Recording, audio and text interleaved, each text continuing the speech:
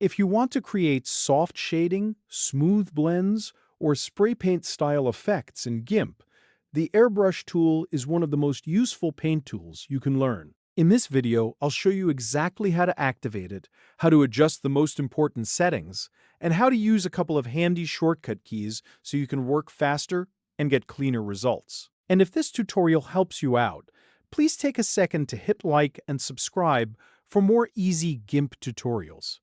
Alright, let's jump in. To turn on the Airbrush tool in Gimp, you have a few simple options. The fastest way is to press the A key on your keyboard. That instantly activates the Airbrush tool, which is super helpful once you get used to it. You can also find it in the Toolbox panel. Just look for the Airbrush icon, which usually looks like a spray can or a physical airbrush. Click that icon and the tool is ready to use. If you prefer using the menus, you can also go to Tools, then Paint Tools, and then select Airbrush from the list. All three methods do the same thing, so use whichever one feels most comfortable for your workflow. Once the tool is active, the next thing you want to do is look at the Tool Options dock. This is usually right below your toolbox, and it contains the settings that control how the airbrush behaves. These settings make a huge difference in the final result, so don't skip this part. The first setting to pay attention to is Rate. Rate controls how quickly the color builds up while you hold down your mouse button. If you lower the rate, the color applies more slowly, which is great for subtle shading and gradual buildup. If you increase the rate, the paint fills in much faster and can create a stronger, more solid look. The next setting is Flow.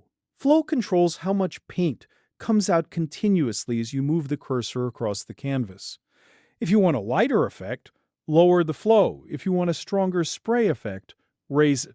Flow is especially useful when you want more control over how dense your brush strokes look while painting across larger areas. You should also pay attention to Size and Hardness. Size controls how large the brush tip is, and Hardness controls how sharp or soft the edges appear. For smooth blending and soft shading, try using a larger brush size with lower hardness. That gives you a fuzzy, soft-edged look, which is perfect for transitions, shadows, and airbrushed effects. If you want a more defined edge, increase the hardness. For most airbrush-style work, though, lower hardness usually gives you the most natural result. Now let's talk about a couple of useful modifier keys that can save you time while working. If you hold Ctrl, Gimp temporarily switches to the Color Picker tool. That means you can sample a color directly from your canvas without leaving the Airbrush tool. This is incredibly useful when you're blending colors or trying to match tones from an existing image. Just sample the color you need, then continue painting right away. Another handy shortcut is Shift. If you click once and then hold Shift, you can draw perfectly straight lines. This is helpful if you want a controlled spray effect along a straight edge, or if you're trying to paint in a clean direction. It may not be something you use every second, but it's a great trick to know when you need precision. When you're actually using the Airbrush tool, the key is to build up your color gradually. Instead of pressing too hard or trying to cover everything in one stroke, let the brush build the paint slowly. That's what makes the airbrush feel different from a normal paintbrush.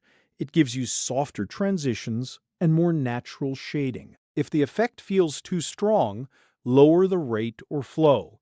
If it feels too weak, increase them until you find the right balance for your project. A great way to practice is to create a new blank canvas and test different combinations of size, hardness, rate, and flow. Try making light shading, then try stronger spray effects, and then experiment with blending one color into another. The more you practice, the easier it becomes to control the tool and use it for realistic highlights, shadows, or creative digital art. So to recap, press A to activate the Airbrush tool, or choose it from Tools, Paint Tools, and Airbrush.